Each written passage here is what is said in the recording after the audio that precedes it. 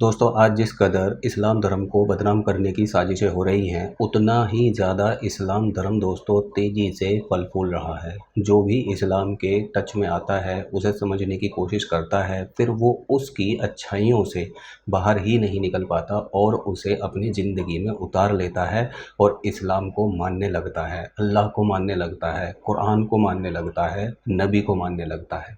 ऐसा ही एक वाक़या दोस्तों आज हम आपको बताएंगे। मैं आपको लाइव दिखाऊंगा कि कैसे एक जैन धर्म ने, पहले उनके हस्बैंड ने, फिर उनकी वाइफ ने, दोनों ने इस्लाम धर्म को समझा, उसे पढ़ा और उसके बाद में उसे अपनी ज़िंदगी में उतारा। तो आइए सुनते हैं उन्हीं की ज़ुबानी कि किस तरह से उन्होंने अपनी पूरी जर्नी को बयां किया है इस्लाम धर्म अपनाने की। अल्हम्दुलिल्लाह, मैं राहिला सलीम डॉक्टर मोहम्मद सलीम की वाइफ हूँ। अल्हम्दुलिल्लाह, हम लोग भोपाल से बिलोंग करते हैं। मेरे हस्बैंड ने पहले इस्लाम कबूल किया, एक जैन फैमिली से बिलोंग करते हैं। मैं अग्रवाल फैमिली से थी। मेरा पुराना नाम मानसी अग्रवाल था और मेरे हस्बैंड ने जब इस्लाम कबूल किया तो मेरे लिए मेरी लाइफ का बहुत एक शॉकिंग इंसिडेंट था। मैंने फर्स्ट टाइम किसी को पहली बार देखे, मैंने किसी को नमाज पढ़ते हुए देखा। मैंने अचानक ही अक्सर करके एक पर्टिकुलर टाइम होता था और ये घर से कहीं चले जाते थे और मैं इनसे पूछती थी कि आप कहाँ जाते हैं, तो ये रिप्लाई करते थे this is none of your business, you have to do your job. तो मैं भी खामोश हो जाती थी। बाकी मेरे फादर इन लॉ से अक्सर इनकी डिबेट और सब कुछ हुआ करता था, बट मुझे नहीं समझ में आता था कि ये डिबेट क्या है, ये लोग किस बात पे इतना ज़्यादा, मतलब इनका डिबेट इतना एग्रेसिव मूवमेंट्स पे कैसे आ जाता है। तो बाकी फिर एक धीरे धीरे जब मुझे ये इस्लाम के पहले तो ये लोग नहीं बताए, बट फर्स्ट टाइम जब मैंने इनका फजर की नमाज थी और अचानक मेरी नींद खुली और मैंने इनको नमाज पढ़ते हुए देखा। मैंने इनसे पूछा कि आप क्या नमाज पढ़ रहे हैं, क्योंकि सिर्फ टेलीविजन पे देखा था कि हाँ ऐसे जो करते हैं वो नमाज के एक्शंस हैं।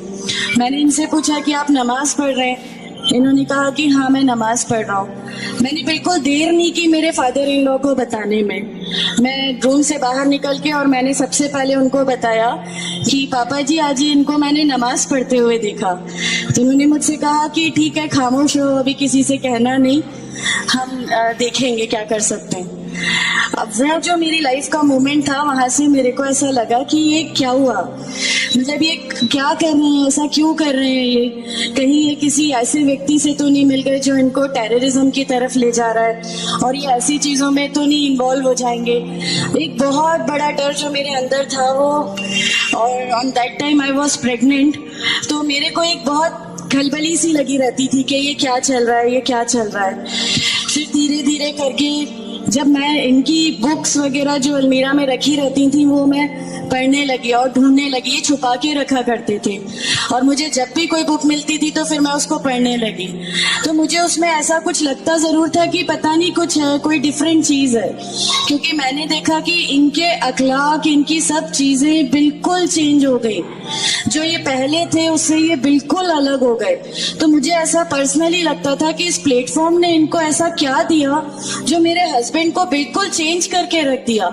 मतलब अल्हम्दुलिल्लाह ये उस समय कोशिश करते थे कि जो नबी की सुन्नतें हैं, जो हमारे नबी सल्लल्लाहु अलैहि वसल्लम ने किया, अपनी वाइफ की मदद करना, अपनी वाइफ के साथ किस तरह उसके हुकूक की अदायगी करना, ये सब कुछ वहाँ अल्हम्दुलिल्लाह करने लगे। और मुझे जो इनका ये ड्रास्टिकल चेंज था, जो इनको इस प्लेटफॉर्म पे आए हुए 6 मंथ्स या 1 ईयर हुआ होगा, वो देख के मेरे लिए एक बहुत बड़ा एक सरप्राइज था कि ये क्या हुआ। फिर उसके बाद मुझे लगा कि नहीं, मैं भी अब इसको जानती हूँ, मैं भी अब पढ़ूंगी। और फिर मैं अपने फादर इन लॉ और इनकी डिबेट सुनने लगी। तो जैनिज्म में गॉड कॉन्सेप्ट है ही नहीं। हर वो व्यक्ति जो बहुत ज्यादा इल्म हासिल कर लेता है, बहुत ज्यादा नॉलेज हासिल कर लेता है, तो वो एक लिमिट पर आकर नऊजुबिल्लाह गॉड का वो मुकाम हासिल कर लेता है और लोग उसी की फिर पूजा करने लगते हैं, उसी की वर्शिप करने लगते हैं।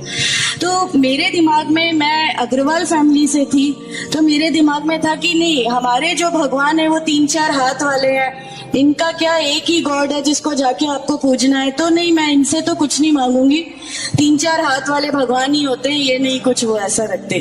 तो वहां से एक थोड़ा सा डिस्ट्रैक्शन मेरे को गॉड कॉन्सेप्ट का आया, और ईश्वर है जो इस दुनिया को चला रहा है, ये हमेशा मेरे जहन में रहता था। तो मुझे मेरे फादर इन लॉ कहीं ना कहीं उस प्लेटफॉर्म पे आके गलत लगने लगे कि नहीं, ये जो कह रहे हैं वो सही है, और इनकी जो डिबेट है उसका एंड जो है वो ये सही है। फिर धीरे धीरे करके मुझे इनकी चीज़ों पे यकीन आने लगा, अल्हम्दुलिल्लाह।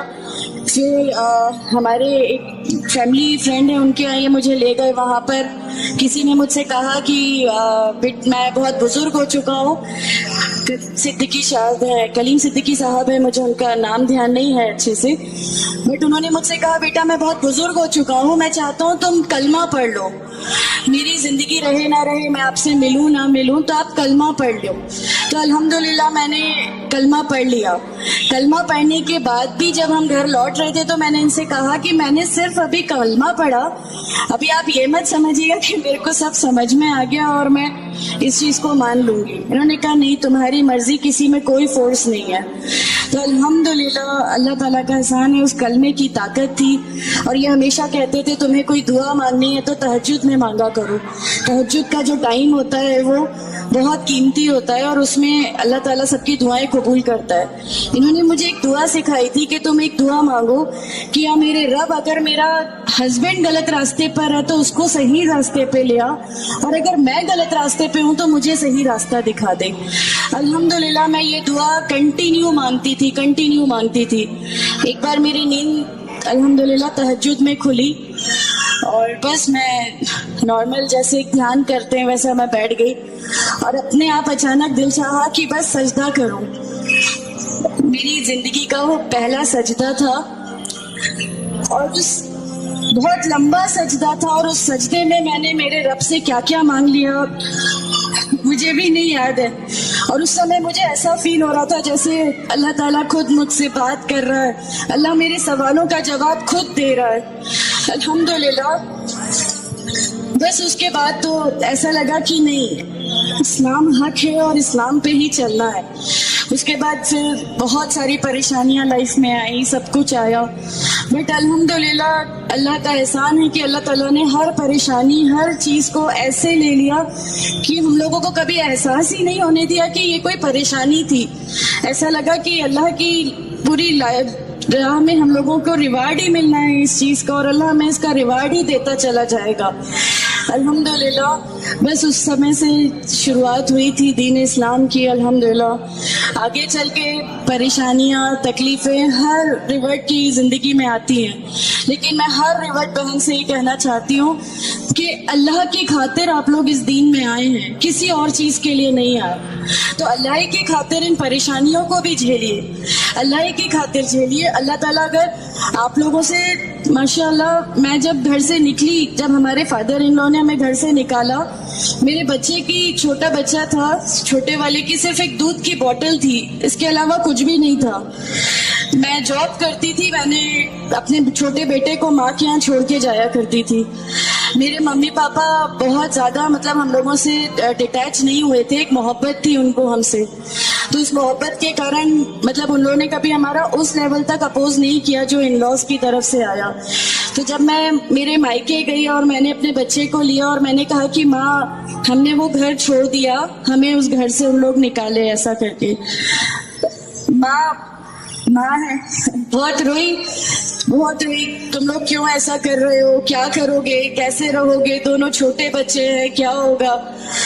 मैंने कहा कि माँ आप सिर्फ एक माँ हो ना, वो मुझे 70 माँओं के बराबर मोहब्बत करता है। तो जो रब मुझे मेरी 70 माँओं के बराबर मोहब्बत करता है, वो कैसे इस दुनिया में मुझे रुसवा कर सकता है। सिर्फ एक छोटा सा ही विश्वास था, अल्हम्दुलिल्लाह।